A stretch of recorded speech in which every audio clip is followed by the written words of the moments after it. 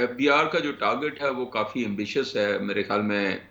13 trillion کا جو رکھا ہے 40% جیسے کاکان کہہ رہے تھے کہ انکریز کیا ہے پچھلے سال کے مقابلے میں، تو وہاں تو شارٹ فال. لیکن نان ٹیکس ریونیو میں کافی زیادہ کلیکٹ کیا ہے گورنمنٹ نے، اور اس کی وجہ سے آپ نے دیکھا ہوگا فرسٹ کوارٹر میں پرائمری سرپلس اچھی خاصی ہے، جو ٹارگٹ تھی اس سے بھی زیادہ ہے. اور اوور آل بھی میرے خیال میں بجٹ کا جو بیلنس ہے وہ اوور آل بیسس پہ جو ٹارگٹ ہے اس سے میرے خیال میں بہتر ہے فرسٹ کوارٹر میں.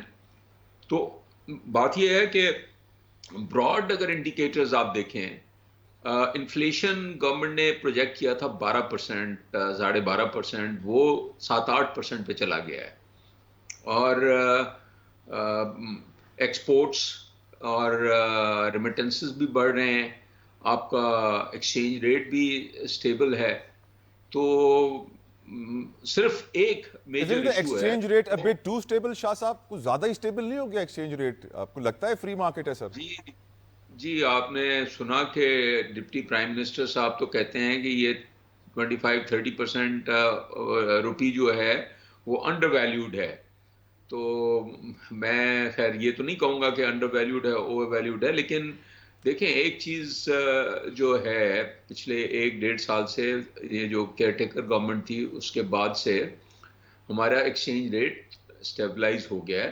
اور یہ اصل میں ایک پرسیپشن تھا کہ ڈالر اور فورن کرنسی ملے گی نہیں، اور آپ کو پتہ ہے شارٹیج تھی، اور اس کے لیے گورنمنٹ جو ہے وہ امپورٹس جو ہیں وہ اس کو بھی ریسٹرکٹ کیا ہوا تھا.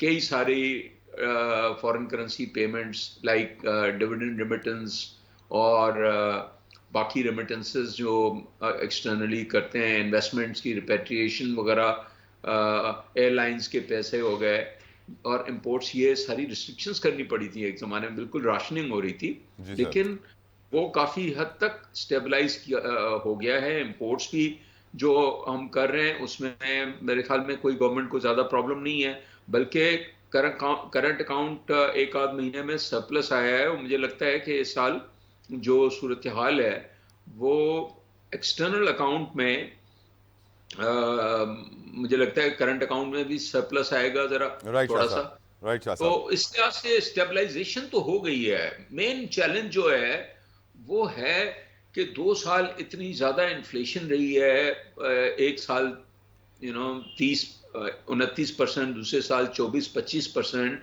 اور اکانومی اسٹیٹک ہے. اصل بات یہ ہے رائٹ کہ شاہ صاحب. جو گورنمنٹ کے جو اعداد و شمار ہیں اس کے حساب سے اگر ہو بھی جائے، اور جیسے میں نے کہا انفلیشن، کرنٹ اکاؤنٹ اور یہ فیکٹرز جو ہیں وہ کافی رائٹ حد شاہ صاحب. تک